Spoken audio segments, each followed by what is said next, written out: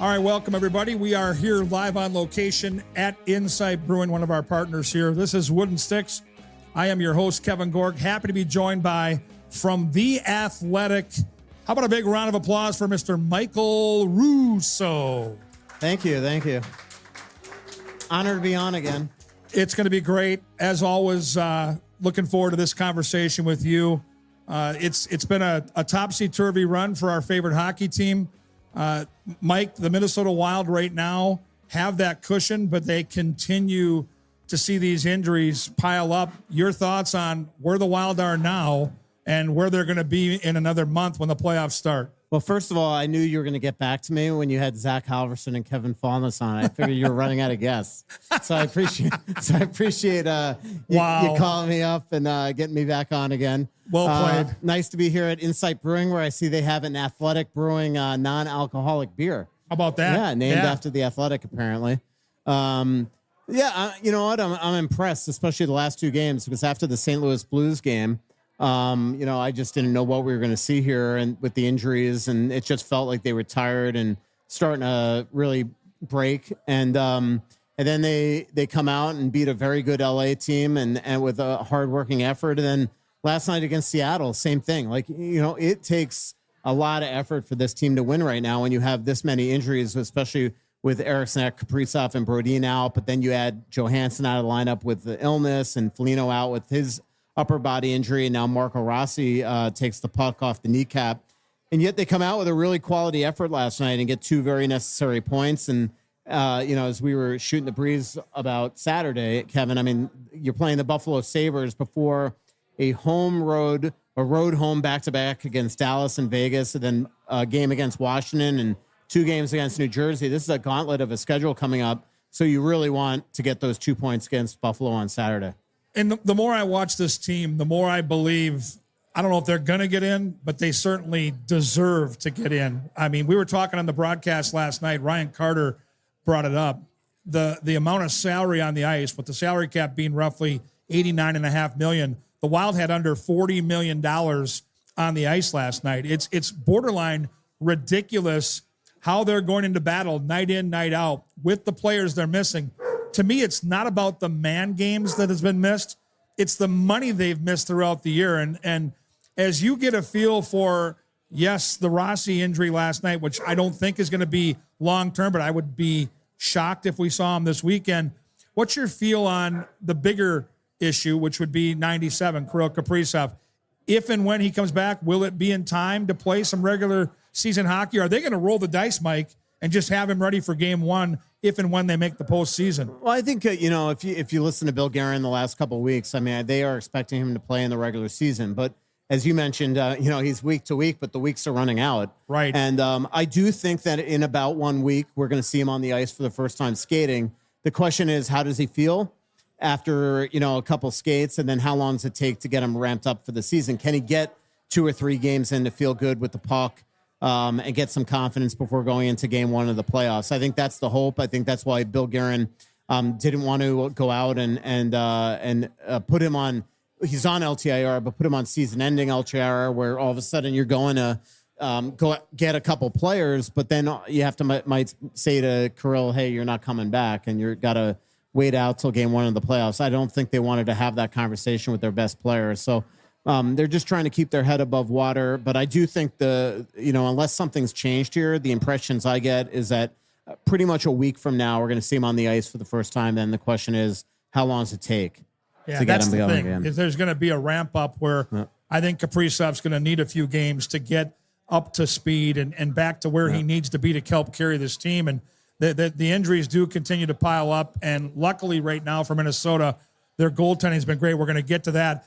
We're here at Insight Brewing. We've got a food truck just outside the door, Mirasol Mexican Grill. They've got amazing tacos, burritos, nachos, and quesadillas. And if you like this spot, if you're new to Insight Brewing, this is going to be your home for Wild hockey down the stretch and into the playoffs. They're going to have the sound up. They're going to have the projection screen going. It's going to be kind of a hub for all Wild games. Get down here and check it out. It is a fabulous location. And once we get the warmer weather here come playoff time, open air, and we've got beer specials, including tonight with the Wooden Sticks Pale Ale for $5.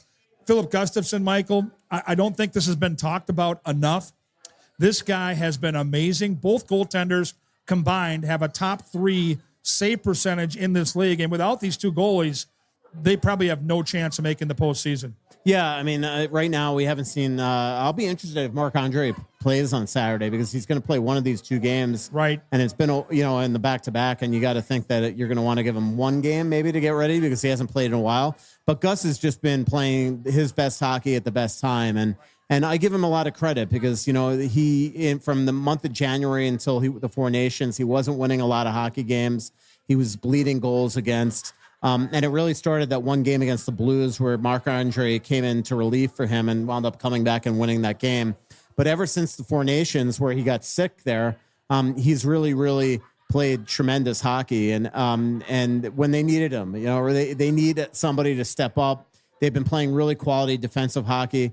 And I give him a lot of credit because right now he's playing a ton and he's just giving them the backbone that they need on an every night basis. Yeah, it's been great to see it. My guess is off the shutout, it's going to be hard for John Hines to go away from Gus for Saturday. I think it's great that they had a couple of days in between games because he's been playing a ton of hockey, and that looked like the type of game where, 30-plus shots, to have a little time in between starts probably a good thing. I'll also be curious, they're going to split those 2 games up, how they go about deploying both Fleury and Gus. If it were me, and I don't think John Hines will ask, but I would play Fleury in Dallas, and I would save Gus for that home game against Vegas for a couple of reasons. Fleury's the type of guy that can go in and make 45 saves and steal a game, and I still believe that the Vegas game is the more winnable of the 2, even though it's the second of back-to-back with travel. Gus has been unbelievable in this building in his career, and I still think that's the way I would do it. Here's the reason why I would do it. Okay. Exactly what you said. But Vegas is the likely first-round opponent. Oh. I want Gus to see those shooters. Good point. That's just my opinion. I don't know if they'll think like that. Plus, again, if Marc-Andre doesn't play the Saturday game, and your reasoning makes a lot of sense, he's coming off the shutout. You don't want to, mess that up from Gus. Most coaches would go back with that goalie off a shutout. But I think it would be unfair to put Marc-Andre in a position where you're playing behind a tired group in your first game in a couple of weeks. So I think that for all the 3 reasons that we just came up with, I think it makes a lot of sense. But because Vegas is the likely first-round opponent right now, I think it's important that Gus plays that team. Now, the other way to look at it, if you want to be the negative guy or the pessimist, is that maybe you don't want Vegas' shooters to see Gus and go with Flower. So I don't know. We'll see. Yeah, this is dog-friendly, which I love because I'm going to bring my 2 guys, Fenway and Brooks, down here. We're going to have our next live show in April. The White Dog's roaming around here. He's trying to lock up a guest. We believe Devin Dubnyk is in the conversation. We'll see if we can lock up old number 40 for that. I want to talk about Liam Ogren. He scored a huge goal in last night's game. We've seen this pattern before, Mike, with guys like Marco Rossi and Matt Boldy that have a lot of talent, that are looked upon as prized possessions in this organization, but needed that time in the American Hockey League to develop their skills and get some confidence. I don't know if this is the time for Liam Ogren. I hope it is, but last night was, I think, a step in the right direction. And John Hines was asked directly after the game if there's going to be a role available for Liam Ogren. I would say I sure as hell hope so. Yeah, I think if they're healthy, it's probably hard. Right. Because, you're missing Johansson, Foligno, Eck. Eck and Kaprizov. Those 4 are going to come into the lineup, and some guys are going to have to come out, and Liam's probably one of them. Liam played great yesterday. Rick Bowness on TNT did a tremendous job really breaking down how good he was on that one goal, all the stuff he did away from the puck, which is what he is known for. And then he almost had a couple other real close calls on goals as well. So I'm happy for him. He's a great kid. He's got a professional body, thanks in part to his dad, who's a trainer back in Sweden, has had trained a lot of NHL players, including the Pittsburgh Penguins' Rickard Rakell. He's, Nicholas Backstrom over the years, Landeskog. He's had a lot of NHL Swedes. Jesper Bratt's another one that he's trained. So, you could see why Liam came over here with an NHL body, but he probably wasn't ready right away to step in. He goes down to Iowa, he gets his confidence up, and now he's playing well. Now, again, he's up here on emergency basis, which means that they're limited on when and how they could play him. Obviously, if Johansson and Foligno came back in the lineup, but Rossi was out, you could kind of switch the emergency status to Rossi. But we'll see. I got the impression today on Rossi that they were getting the MRI, but they weren't nearly as concerned as they might have been last night when he was having trouble walking. So might it be just a pain tolerance thing right now? He obviously took that puck. Isn't it amazing? I mean, you as a former hockey player, although you probably had a lot more protection than a skater, but isn't it amazing as well protected as these guys are with their equipment, how much of their bodies are exposed? Yeah. And it seems like Wild, whether it's friendly fire or opposing, they always find that unexposed area. And he got it right on the side of the knee where there's no padding. You could tell right away with Rossi last night that it was a problem. And, this is a guy that's been extremely durable, played every game last year for this hockey team. And this year was on pace to play every game. I look at Rossi as one of those guys that certainly he's at a pretty good level right now, Mikey. I think there's a whole nother level there. And I do think, I truly believe with Boldy and Rossi in the last 3 or 4 weeks kind of hitting the skids a little bit with their production, I believe that the Ek and Kaprizov thing certainly have a ripple effect because no doubt, if you've got two lines assembled, ready to go, teams can't put their absolute best out there against both. And I think when those guys come back, if and when 14 and 97 come back, I believe that Boldy and Rossi both are going to be clearly more productive. At some point, though, the fatigue factor has to be considered. They're going out there against the opposition's best every night because they know if they shut them down, who the heck's going to score on this team? Absolutely. And that was the one thing against, in some of the games recently is that the Wild were getting really good secondary scoring when those guys still weren't going. And we saw last game, Boldy finally breaks out. But when you have a lineup that's as banged up as this right now, and then you load up one line with Zuccarello, Rossi, and Boldy, I think any coach in the league just, defends and hammers the heck out of them and then rolls your dice with the other three lines, to your point. And I think that's what's partially happened with Boldy and Rossi lately with their lack of production. I think they're tired. Remember Boldy, Faber, and Eriksson Ek and Brodin and Gustafsson all went to the Four Nations. So while everybody was at Turks and Caicos, these guys were pretty much on the grind. Yeah, exactly. And obviously Brodin and Ek got breaks they weren't exactly wanting and expected. But the other three have been in the lineup every single night, and that's what makes even Gustafsson's run more impressive is that he never got that vacation and never got that rest that all the other guys got. So Ryan Hartman's a guy I look at as maybe an X factor for this hockey team here in the final month, specifically because of who they're missing. We're likely not going to see Ek or Kaprizov for at least another 2 or 3 weeks. This is a guy that a couple years ago scored 30-plus goals. He's at least, Mikey, showing me signs here in the last couple of games that he's trending in the right direction. He could have had multiple goals last night. He scored in back-to-back, and he looks like a guy that's in the best shape that he's been in on the ice in quite some time. How do you feel about his contributions, and can this guy maybe be a real consistent contributor here in the final few weeks? Yeah, without a doubt. I think he's playing great, and I think he's going to continue, especially if Rossi's out of the lineup for a game or two. He's going to, be on that top line most likely against the Sabres and beyond. And I mean, this is somebody that scored 34 goals, 3 years ago? Right. He's got that goal scoring prowess. He's got great hands, and when he plays, between the whistles, he's as effective as they come. And that's what he's doing right now is that he's keeping it clean. He's getting to the hard areas. He's got that shoot first mentality. He obviously has chemistry with Vinny Hinostroza. They're childhood best friends, and here they are playing in the NHL together. I joked last night on Twitter that Vinny Hinostroza assisted on a goal like it was 2004 with Hartman, and it's true. I mean, they've been, they were football and hockey teammates growing up, starting at around age 9 or 10. So I love the game that Hartman's bringing, and I just think that this is what makes him so effective and why Bill Guerin brought him back for the 3-year extension. But he put them in a buy-in for 8 games, and so he kind of owes this to them. And right now he's delivering. All right, I'm going to put you on the hot seat here, because I kind of feeling that Jonas Brodin either returns this weekend or early next week. The D-Corps as a whole has been playing tremendous hockey. You're John Hines. Brodin skates at practice tomorrow and gets the green light. Who comes out of the lineup if he does play this weekend? I would say most likely Chisholm. Yep. Just because I think they really like the job that John Merrill and Jack Bogosian are doing right now. And I know that sometimes pisses off Wild fans that want to see David Juracek or probably will want Chisholm to stay in the lineup.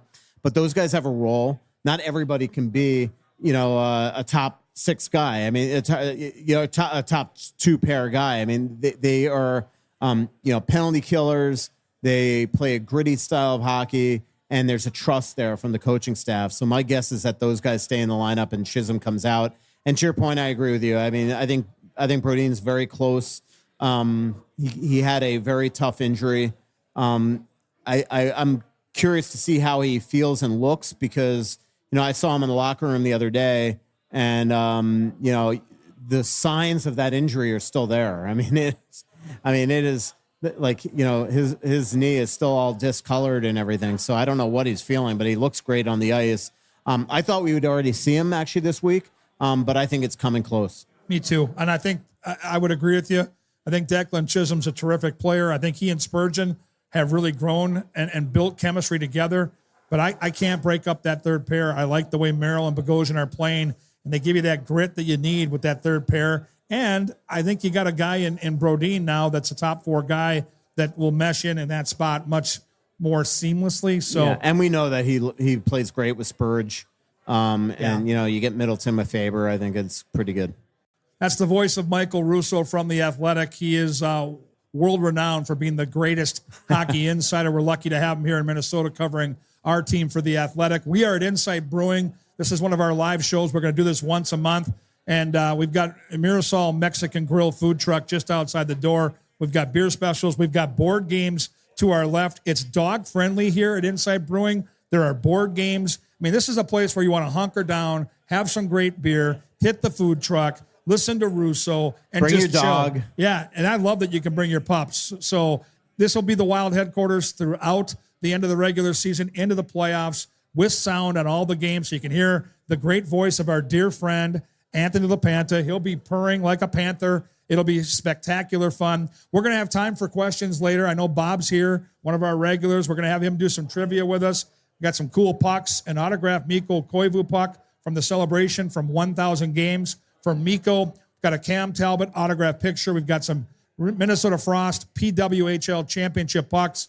A lot of fun we're going to have here. Want to thank Minnesota Masonic Charities, Onyx Maps, and, of course, Insight Brewing for being partners with our show. I want to ask you, though, Mike, you just got back from kind of a fun trip, part of the gig, obviously, but the GM meetings, where were they? For the people here that want to dive into the life of Michael Russo on the road, how were your travels? Yeah, it was fun. I mean, it's really not the worst gig in the world to go down there with, guys like Pierre LeBrun and Chris Johnston, 2 of my awesome colleagues at The Athletic. People like Frank Saravelli are down there, Elliot Friedman, Kyle Bukauskas. It's just a real fun trip with a lot of national writers, but not a lot of people and not a lot of reporters. So you really get great access to the GMs, to the league executives. You get to sit down with GMs and do sit downs that are either formal or just sit with them in the lobby.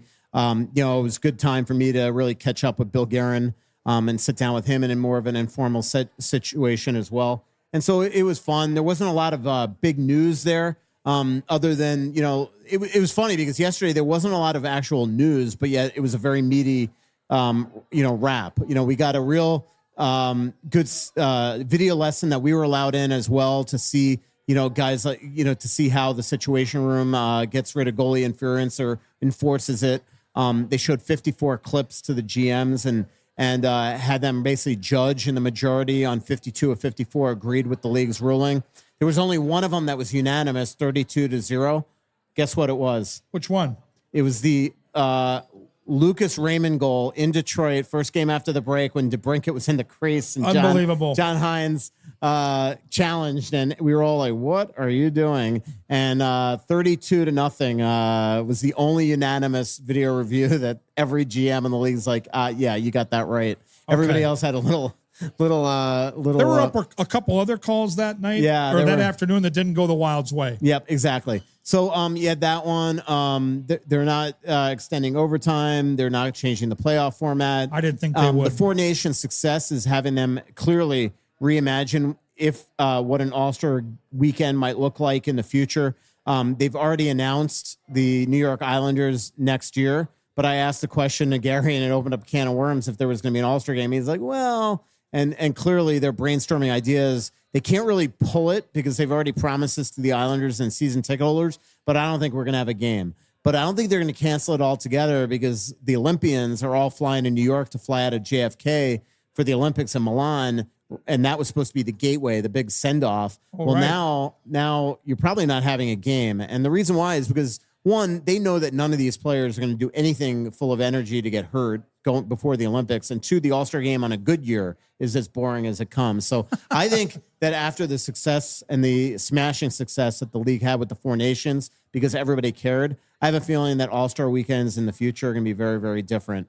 The other interesting thing is your guy, Alex Ovechkin, who's now 7 away from breaking Wayne Gretzky's record. They are really, really worried about if he scores the goal and everybody goes crazy. Well, what happens if all of a sudden a minute later a coach challenges? So they're coming up with all sorts of ideas. Could you imagine, like, that's crazy. Washington's in town next week and Alex breaks the record and all of a sudden John Hines challenges for like a missed high stick?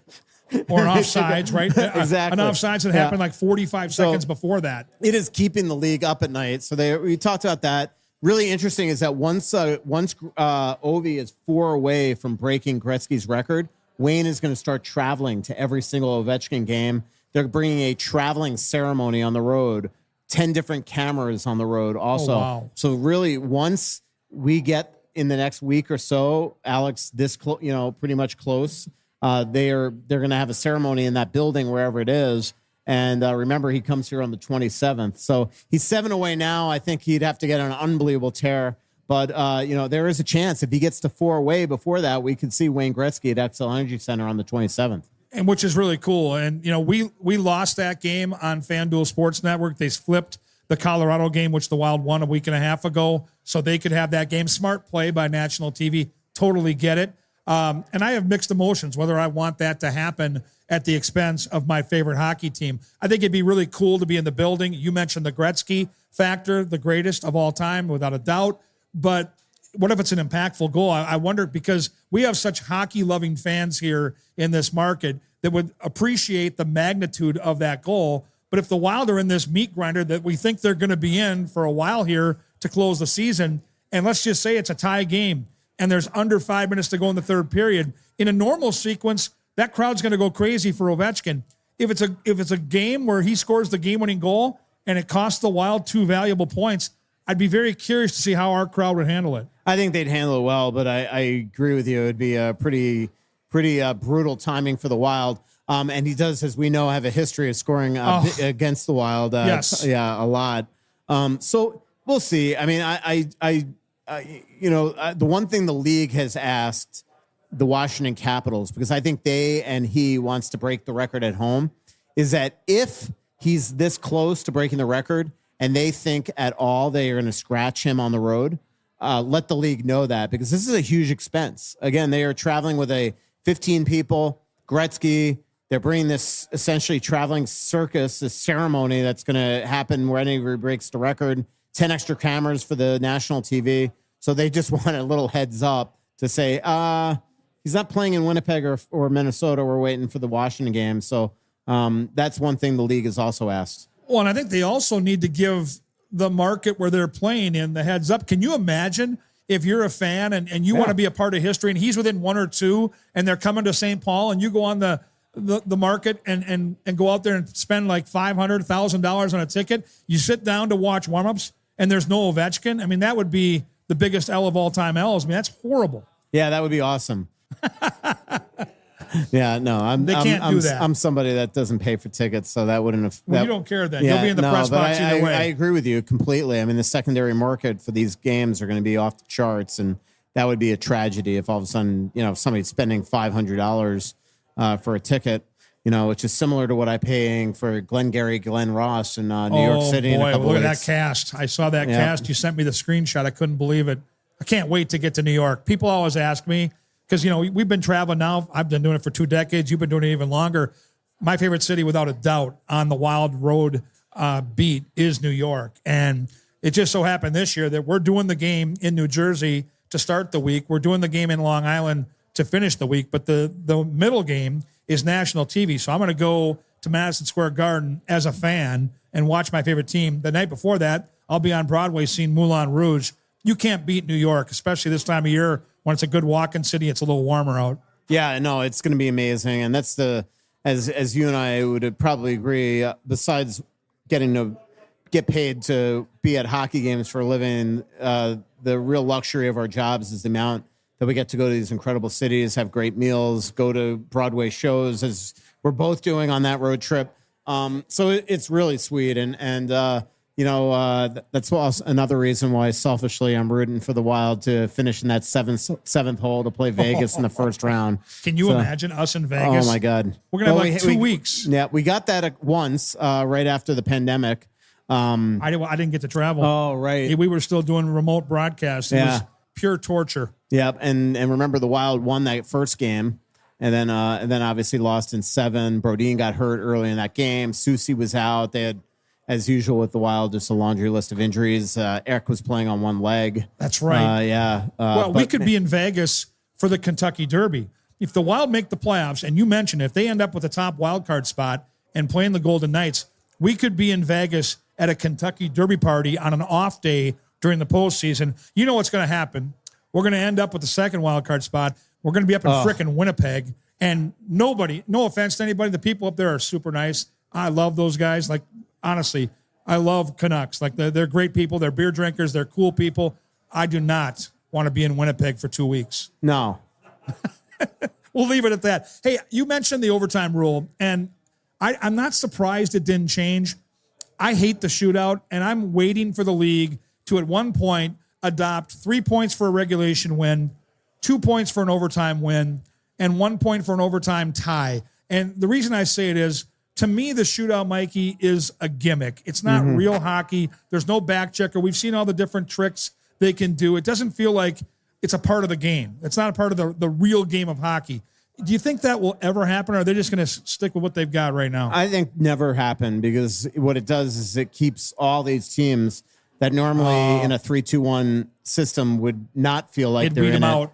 And it would weed them out. And look at how close East. You know, it's been something like 90% of the season. I put the numbers in the Athletic yesterday, but it's ridiculous how much all the teams from the playoff bubble have been within 2 or 1 point all year long. There's no separation, and that's huge. Like right now, look at the Western Conference. St. Louis, Calgary, Vancouver, Utah, all these teams are still being able to sell out their buildings because the fans feel like they have hope to make the playoffs. And in a 3-2-1 system, it might not feel that way. So I think it never changes. I agree with you that it's a gimmick and it's a cosmetic thing, but I don't think they're ever going to get rid of the whole, 2 is the overtime loss point. All right, we've reached the halfway point of the show. We really appreciate the great live audience we've got here at Insight Brewing. We've got Mirasol Mexican right outside the front door. Great option if you're into that. Apparently one of your former players is in the house. Maybe she should come up. Maybe she'll stop by for the trivia, because I see her back there, but I don't think she's paying attention. Yeah, Baxter will stop up. We've got prizes, and you're going to get your pick of the litter, and you can come up periodically and head to this microphone. The first trivia question is, the first person that comes up to this microphone and mentions what college program Matt Boldy played for. Don't Google it. Do it the right way. Top of the head. Talk to your friends at your spot. The college that Matt Boldy played for, you'll get your pick of the prizes. This is Wooden Sticks. I'm Kevin Gorg with Michael Russo. I want to say a special thanks to Minnesota Masonic Charities. John Schweitz, my dear friend, part of the largest fraternal organization in America. They've got the home in Bloomington, of course, the Children's Hospital. They do unbelievable work in our community. So thank you to John Schweitz and Minnesota Masonic Charities. And I also want to thank our friends at Onyx Maps. Have you ever driven past a piece of land and wondered who owns that? Or maybe you need to know exactly where a property line runs. That's where Onyx Hunt comes in. And it's not just for hunters. There are folks using Onyx for their jobs every day throughout the country.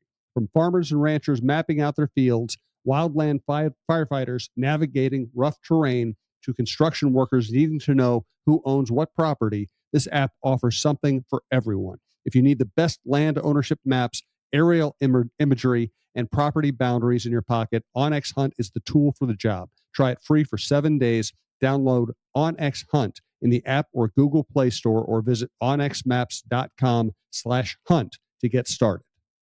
All right. Again, we're looking for trivia. Matt Boldy, where did he play college? You get your picks of the prizes. Give us your name and where you're from.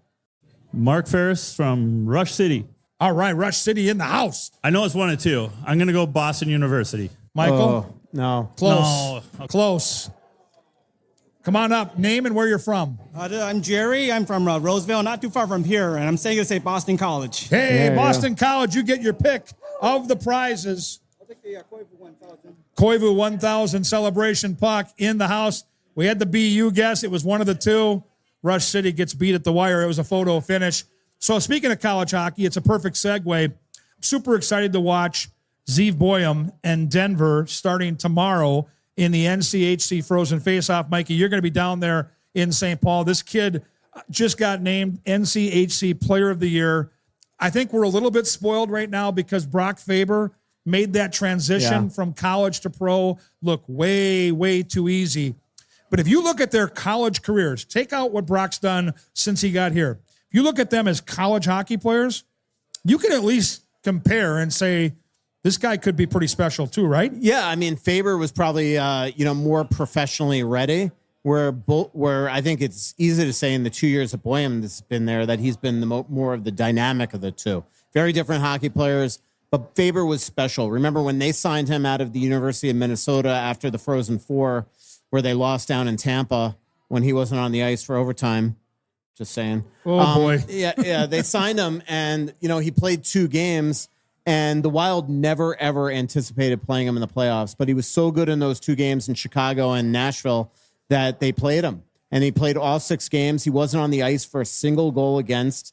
And then he was just this guy's, it's been unreal since, obviously. Last year, through even broken ribs, winds up being a rookie Calder Trophy runner-up. Boyum, I know that we're going to be excited to see him this weekend and in the NCAA tournament. The question is he ready right away to make an impact or to play in the playoffs? I think they'll play him down the stretch, especially if their playoff hopes are secure. Remember, if they go to the Frozen Four, the earliest we could see him is the final game of the regular season. Oh, so good point. If they lose earlier, we will see him signed earlier and maybe get some games. And then if you play that 1 game against the Ducks, is that enough to really make him a playoff performer? My gut says no. And here's the reason why. If they are, and again, I know Wild fans might lose their mind listening to this, but if they are healthy on the back end, you and I both know that they're just not going to pull Johnny Merrill from the lineup if they feel that he could be more trustworthy at this point of the year in NHL playoff games going against a Dallas or a Vegas. I just think that it would be hard for them to just throw him in the lineup and say, all right, you're our guy on the number 1 power play. It's also not the Wild style, right? I mean, Johnny Merrill has been here for 4 years. He's been in the lineup all season long. They love him. He's playing his best hockey of the season. I just don't think they pull him. So I'm excited to see him. And then it gives them a head start for this summer to come into training camp, have a huge training camp, and then potentially make the team out of camp or get some time in Iowa. But what Faber did, to your point, was special. It was. I don't think that anybody could just assume that this guy's going to come in and be Brock Faber right away. So I'm already, warning Wild fans to don't freak out. Like if all of a sudden he's in Iowa to start next year. That's just, sometimes the maturation process. I think they'd love him to be on the team to start the season, but he's going to have a really good training camp to show that he's ready. And I do think that having him for that last regular season game, if that's all you get, and then having him around the team, Yes. and maybe he'll be with the Aces and getting skated, but he'll be traveling, that can only help making that transition from college to pro that much easier for this kid. The other factor is most of the Wild's injuries right now are up front. So there's a vacancy up there. There's not really a lot of room in the back end. And we haven't brought up David Jiricek. And I'm telling you, Mike, I've been around the game a long time.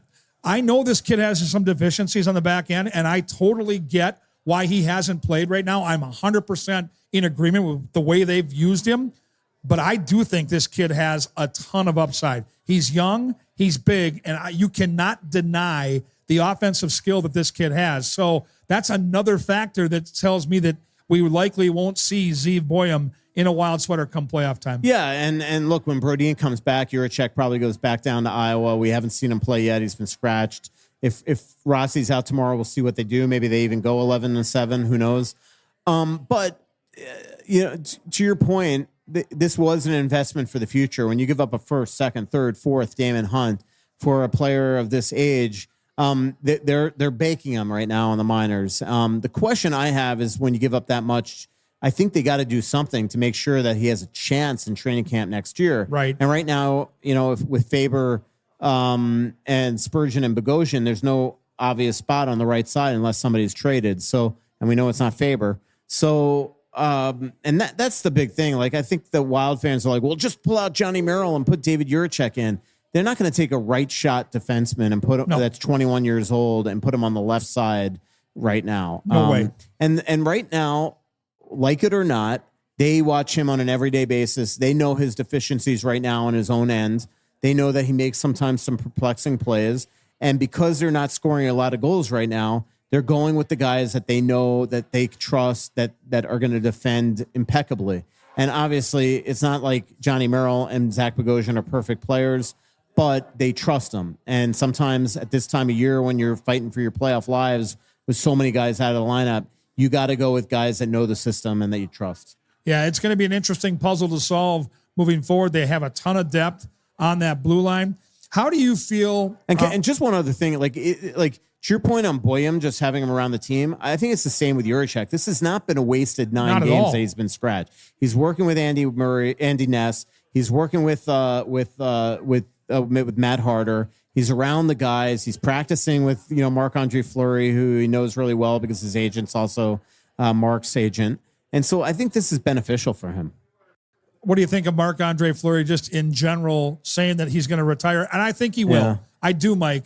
But he's been really good this year. We talked about this at the start of the show here on the front end of our Wooden Sticks production, that their combined save percentage at last look was number 2 or 3 throughout the National Hockey League. And at every turn, he's been given second of back-to-backs, weird starts, awkward breaks, right off the Four Nations break when everybody was rusty, and he's answered the bell. So do you believe this is it? And or do you believe if they make a run here, make the playoffs, and he contributes in some way in the postseason, that there's a sliver of a chance that he comes back? I would never put it past him. It would be his ultimate prank, but I've asked him so many times, and he has promised me that he is retiring.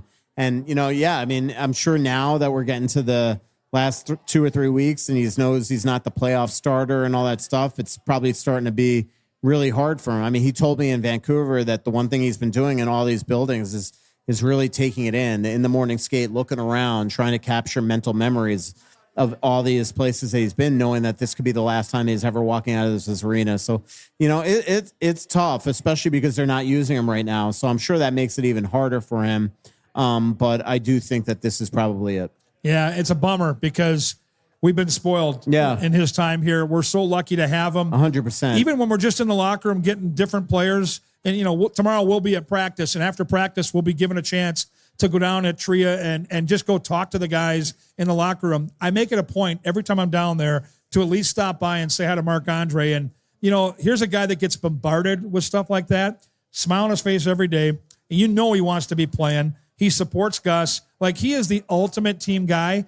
And you forget the career this guy's had. He is the Hall of Famer of all Hall of Famers, and he has zero Hall of Fame attitude. No, exactly. He's an everyman. He's just the nicest guy. It really is a true honor that we've gotten to cover him and be around his presence. I know that you two have a very cool relationship. I get to witness that and all the fun things he does with you during interviews. And, even that there was one game I wasn't covering about a month ago where he's walking out on the ice before the game or an intermission, and you didn't miss a beat. You grabbed the back of your head. He did the glove on the bald head. And you didn't. You just kept on going because the pro you are. So it's pretty sweet. I was so. You try to always be impartial in this game, but I have long been a fan of him. I've long gotten along with him, just talking to him in locker rooms and at NHL media tours and things like that. So when the Wild acquired him, 4 or 5 years ago, it was truly an exciting night. Well, that was for Marc-Andre Fleury. A little extra juice there in the microphone. Next trivia question revolves around Marc-Andre Fleury. We know he was a longtime Penguin. He's been here at the Wild, and of course he had a stop in Vegas. But the team that allowed the Wild to get him, where did he come from? What was the last team he played for before the Minnesota Wild? I need your name and where you're from, and you will get your pick of the prizes. Your name? Brad from Newport. From Newport. Which team? Chicago Blackhawks. Chicago Blackhawks is correct. You get your pick. We have ceremonial pucks. We have a Cam Talbot autographed glossy, which is spectacular. You pick. Congratulations. Great job on that.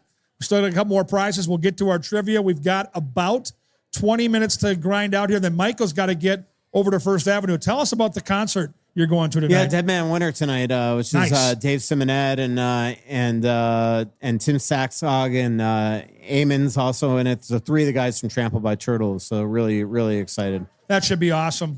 I think that's, First Avenue, the venue by itself. Oh, what a giveaway that we just added to this. We got a Worst Seats. Now, the Worst Seats podcast was recorded today. Make sure you download that bad boy at the same place you find Wooden Sticks. Insight Brewing, so nice to host us at least once a month, maybe more come playoff time for some watch parties. It's your home for Wild hockey with volume. But we have a Worst Seats hat. If you can tell us the high school that his co-host went to. His co-host is the voice of Wild hockey on FanDuel Sports Network. He went to high school locally. He coached with that football program. You can come up at any time and tell us where Anthony LaPanta attended high school. You're going to get a Worst Seats hat, and this thing is cool. Your name? Mike from Ham Lake. All right, where did Anthony LaPanta go to high school? Totino Grace. Look at this guy on top of it. Give him a round of applause. He knows that Panther. He loves that Panther. Anthony's very small ego just got a little bigger just by you knowing that. He fights the confidence bug sometimes. I worry about him. By the way, our next live Worst Seats in the House podcast is April 7th at Tuttle's at 7 p.m. So definitely come on out to that. And by the way, I was talking to our guy, Alex Haugen, our producer extraordinaire, does a wonderful job. He's the reason we sound so lovely tonight. You've got a new show, The Sports Show, with a live performance at, is it Parlay? Yep, Parlay Kitchen and Bar, March 26th, 7 p.m. Mark Rosen is the host. John Krasinski, Lavelle E. Neal III, Jim Suhan, and myself. So we're kind of, it's going to be like the old sports show, you know. Sweet. Minus Sid Hartman, sadly. But I'll try to come up with some takes beyond just hockey. Yeah. It'll be difficult. But that was the genius of that show, is that you could watch it and learn about everything. And that will be Plus the case the on this one. between Dark Star and Sid. Yeah, I'm going to have to come up with some things to yell at Lavelle about. But so I'm a little intimidated by this because, as we know, I get tunnel vision. I only know hockey. I do pay attention and watch the Wolves. I definitely like the Vikings. And I will say that I used to, when I lived downtown, go to a lot of Twins games, but I don't think I can intelligently talk about any of those teams better than the average fan, that's for sure. So I hope that I don't embarrass myself on those show. That's the 26th at Parlay, hosted by Mark Rosen, which is going to be awesome. All a part of the Talk North podcast network, and really looking forward to seeing where that goes, because that is an unbelievable crew. And I remember watching the sports show. I was a longtime friend of Dark Stars. He did a bunch for me in my time at Canterbury, but him and Sid Hartman going after each other was just unbelievable. I used to love, because that's when I was at the Strip. I used to love Sid going after Lavelle. It was unbelievable. Dark. Dark, I remember the first time that I was on Dark's show on CCO, I didn't know his shtick. I had just gotten to Minnesota. It's like 2005 or 6. Billy Robb, the old head PR guy for the Wild, calls me up and says, "Hey, do you mind going on CCO at, say, 10 p.m. or 8 p.m., whatever time Dark was on?" I'm like, "Yeah, no problem." And I got off. I would sweat through the interview. I had no idea if I was getting punked or anything. And then I got to know him much, much better. A lot of times going to Canterbury, actually, your second home. Yep. And so, it was really a sad day when he passed away. Yeah, and we miss him, no doubt about it. We certainly miss him, and our media here in the Twin Cities. And I used to love when he was on Barrero. Oh my God, so good, so good. And again, Dan is the ultimate interviewer. You're on his show on a regular basis. I love when you're on. I love when Lou Nanny's on. Pat Kessler. These are fun shows. So that's why we got into this business. That's why we continue to love doing shows like this, because it takes us to places like that with the best in the business. So, Mike, how did you I know your coaching career and all that stuff, and I know how you wound up originally on Fox Sports North, but you used to be on the panel. When did you go to doing sideline stuff and things like that, and how nervous were you? Because you weren't a trained broadcaster, yet your questions are always concise and perfect, and yet it just felt like you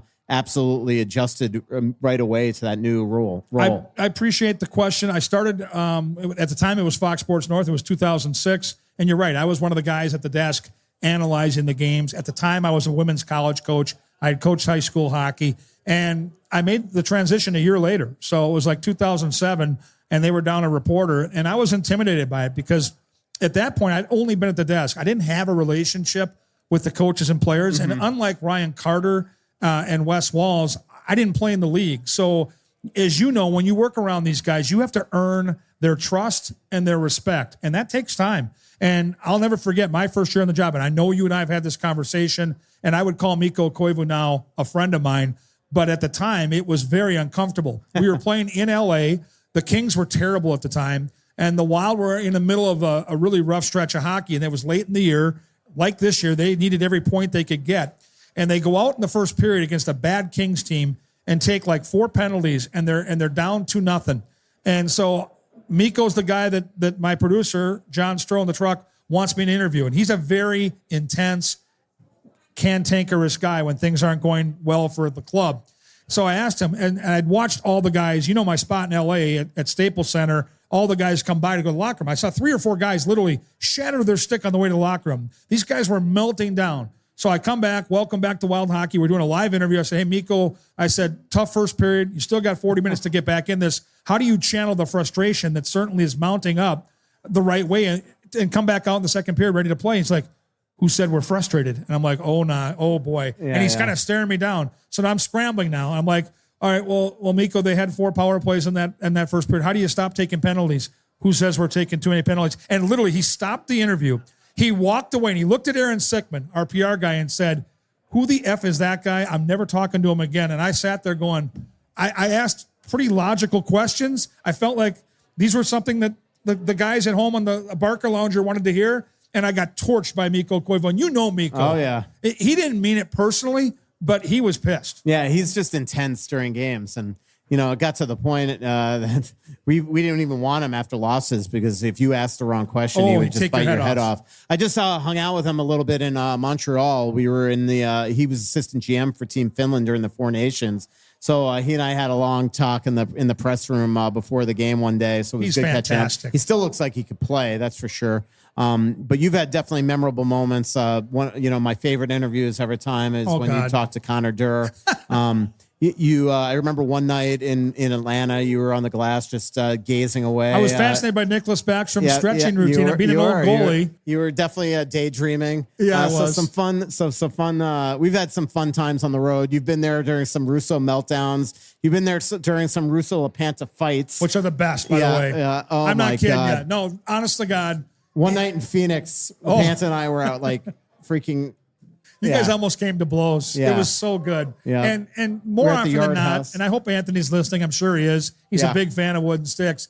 More often than not, you're right. It just so happened that particular night in Arizona, you and I were wrong. He was right. He loves hearing that. But more often than not, you're spot on. And it's funny how his opinion changed, though. When he was the host of Wild Live, the pregame show, he would torch the team. And then when he got the play-by-play job, it's funny how his opinion changed. And he was always Captain Positive, and that's why you got after him. Yeah, I would agree. He could be a frustrating person, but a good guy as well. He's a good dude. Yeah, that's why we do the podcast together too, because I think him and our personalities sometimes clash. And I'm not afraid. It's good theater. I'm not afraid to call him out on his BS sometimes when he likes to be stubbornly correct all the time. He does like to be right, but you guys both have such strong personalities and strong opinions. It makes for good theater. I think it's the Italianness in us too. That's why That's why we do the Europe trip too. You should see some of those. It's usually by about day 2 that I'm ready to fly back to the United States. And you're stuck there for 8 more days. I'm trying to remember, the last one we figured out a way to get along the entire way, but by day 6, there had to be a buffer. Right. Margot had to be there. Yeah, Margot is. She's the buffer. She's the best. So let's talk about the National Hockey League. We got one segment to go here. We're down to about 8-9 minutes left in the show here. If you were going to, let's say we were in one of our favorite cities right now, Las Vegas, and you were going to play a recreational sports wager on a team to win the Stanley Cup. As we sit here right now a month away from the playoffs, who would you be betting and why? Oh, that's a great question. Like, still hard not to go with Florida, but because they're going to get Matthew Tkachuk back and all that. I still love Tampa, but I think the Cup's coming out of the West this year. It concerns me that Dallas plays Colorado in the first round because I think those two teams are going to beat the crap out of each other. And you just wonder what they're going to have left in the second round. But if I had to pick one team, I really go back and forth. Like, I don't know. Like, Anthony loves Dallas. I right now love Colorado. I think that we still haven't seen the best of Brock Nelson. I think he's going to help. I think Charlie Coyle deepens that lineup up. I think Ryan Lindgren was the perfect ad for a blue line that needed to get tougher, especially now that Josh Manson's out of their lineup. And when you have McKinnon and Makar and you add Natchez, I just think that they are really, really good. I just think they're a much, much better team right now for some reason without Rantanen, just because they've deepened that lineup up. So if I had to pick somebody right now, even though maybe goaltending still concerns me with Mackenzie Blackwood, I pick them. But there's no shootouts in the playoffs, so Mackenzie won't have to worry about his .600 save percentage in shootouts, which is brutal. And the Wild took advantage of that a couple weeks ago. No love for Winnipeg still. I feel like this team has been the best team in the league all year. I worry that they peaked a little too early. Yeah. And they're showing some kinks right now. They just got throttled up in Vancouver, who's, in my opinion, a pretty mediocre hockey team. But with Connor Hellebuck, and we know how good he can be, and with that team who's physical and can skate and has the weapons in power play situations, why is nobody talking about Winnipeg? I think it's because of Connor Hellebuck, which sounds foolish, but he's going to win a second straight Vezina Trophy, but he's had such a bad playoff the last 2 years that I just think that people are hesitant. But the reason why they are in a really good position, Kevin, to your point, is because of what I just said. That I think Dallas and Colorado are going to beat the heck out of each other in probably a long series. So if they can get by their first round series, whether it's St. Louis, Calgary, or Vancouver quickly, assuming the Wild don't fall down there, it could be almost like a first round bye for them. Let the other two teams beat each other up, and then they go in pretty rested. So I think they are in a good position. I'll be interested to see how Edmonton is. I don't think Edmonton's as good as last year. McDavid hasn't been good since the Four-Nation. They haven't been particularly good since the Four-Nation. LA, I still don't know if they have enough scoring to get it done. And Vegas just also, to me, doesn't seem nearly as good. But again, they're playing Minnesota in the first round. So we'll see if if they play Minnesota in the first round, if Minnesota can really make that a long series and even upset them. All right. How about one of the great stories on the Eastern side? And I would have given you Columbus a couple weeks ago. Yeah. They've gone cold.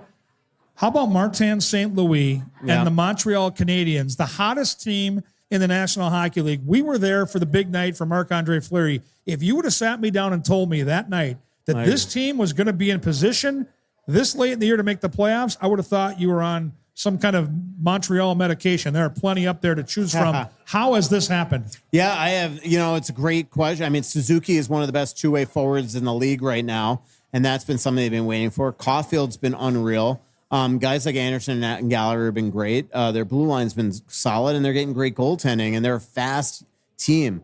They have really, this has just been really fun to watch. It would be an incredible story if they can go into make the playoffs and play a team like Washington in the first round, who, has been really just solid and balanced all year long. They've gotten great goaltending. Chikrin's been unreal. They've got 720 goal scorers in their lineup. It's crazy. That would be an unreal playoff series. So I'm rooting for Montreal. I think it'd be a great story. Yeah, it's really fun to see. And we're pulling for Dean Evison. Trust me, one of the real good guys in the game. And I love John Hines and this coaching staff. I can still miss talking to Dean Evison. I've texted with him a couple of times during the season to wish him well. What they've been through in Columbus, losing their best player tragically, the way they lost Johnny Gaudreau, and then picking up the pieces and being as competitive as they have been. It looks like a hockey team with some of the injuries they've dealt with here recently that maybe fatigue has caught up with them. They're still in the mix. If you look at the Eastern Conference right now, there are 7 or 8 teams that are still vying for those last couple of spots, Columbus being one of them. If you had to guess sitting here right now, does Dean get them in, or are they going to fall just a couple points short? I think they're going to fall a little short. They've got 4 teams really to leapfrog to get into a spot. They're 3 back. The Rangers had a horrible loss the other day. They've played 2 more games than all those teams. I just think it's going to be difficult. The Islanders are suddenly playing really quality hockey. But all those teams, one team that we haven't talked about is Ottawa. They've been really, really They've good. been awesome. Yeah, and they're a fun hockey team. But They I don't just surprise me as much as Columbus Yeah, and no Montreal. doubt I kind of about felt it. like they were sitting Yeah. on this with Brady Tkachuk. Like they've got, I think, enough juice. And it'd be good. I want to see some new blood, right? Yeah. I want to see. By the way, as I just said that, they're down 5-0 to No, they're Colorado not. tonight. Yeah. So I take all that back. They really do nothing for me. 5 rip. Yeah. And that's man. Colorado, who the Wild still think they can maybe catch for that spot. I think they're better off ending up in a wild card spot. I agree with you. The other factor, and we're going to close here real soon. Again, beer specials up Hey, front. has any questions, by the way? Well, we didn't really give them a lot of time to okay. ask them. If you do have a question and you want to come up, we've got a few minutes here, and Michael and I would love to field them. Beer specials up here, tacos, burritos, quesadillas out front. Insight Brewing has hit another home run. This is such a cool place. But, I lost my train of thought. Yeah, I interrupted you. No, the Wild. The road factor. I think what people, if they get in, and let's just say they do, they got a little cushion right now. Number one, they're going to start on the road, where they've been way, way better this year. I don't know why, but they just have. And we believe, we've talked about it tonight already on the show, Kaprizov's going to be a go. Brodin's getting back. Do you think Eck is going to be Eck? Because I worry. Remember a couple years ago in that Dallas series, they rushed him back, and he wasn't Joel Eriksson Eck. Like he'll play through any pain. The guy is. He might be a robot. He might not even be a human being. Like literally, this guy might be a robot. But do you feel, as you sit here, your instincts are pretty sharp, 97-14 specifically. Do you think they'll be effective for this team if they get in? Yeah, I think they will. I think that's one reason why they're really being careful with all these guys, especially Eriksson Ek, because they remember what happened in Dallas, where he was doing stops and starts and all that stuff, and then it took a one face-off to essentially be out of the lineup. So I sure hope so. I think that'd be good. As you mentioned, starting on the road, I think would be good for this team. They're comfortable on the road. For some reason, this team in the last 4 or 5 playoffs that they lost in the first round, they had the lead in every series, which is bizarre. So you still want to get off to that early start. And, as you mentioned, I think what they got 22 road wins. That's 22 wins where you've said to them, I'll go get them in the third. So isn't that your catchphrase? There's been some of that. Yeah. 20 miles for 20 smiles, which is an old hockey saying. When teams line up, they always talk to each other and mention 20 miles for 20 smiles if you've got a lead. Come on up. I love your jacket. What's your name and where you're from? Casey Scott from St. Anthony. Nice. And if all these players who are injured come back and don't make it till close to the last week of the season, how easy is it for them to get the chemistry back to be as effective as they were earlier in the season? Great question. I mean, I think it'd be pretty simple, actually. It's not like they're playing unbelievable hockey right now, and that it would mess up a bunch of chemistry from a team that's won 12 of 13 or something, right? Like that was, I remember when the Wild when they acquired Marc-Andre Fleury, and Cam Talbot went in there and he had a 13-game point streak to end the year. And then they all of a sudden started Fleury to start the playoffs. I think that messed up chemistry. Right. This team right now, when you get an Eriksson Ek, a Brodin, and a Kaprizov back, I think the boost offsets all that. All right. I love it. We got another question from the audience. This is a great way to wrap up the show. Where are you from? Hey, I'm Jack. I'm from Minnetonka. Nice. Yeah. So with free agency coming up and the Parisian Suitor dead cap coming off this year, which is so exciting. Do you have a personal preference of who you guys would want to bring in free agency, or do you kind of want to just bolster up the roster kind of through the aggregate? Great question. You get a puck. Love the Minnetonka Skippers. I really am hoping for trades more than free agency. There's nobody out there, and they're not signing Mitch Marner. That super excites me. I think they're going to sign, if he's available, Brock Nelson. I think that's basically a done deal. I don't think it's going to be Besser unless it's a real good price. Just based on the year that they're having, the base that they got Urov coming, and based on the fact that I think they want to make some bold trades. The one guy I see them going after is JJ Peterka, the Buffalo Sabres center. That's one guy I think a lot. Yep.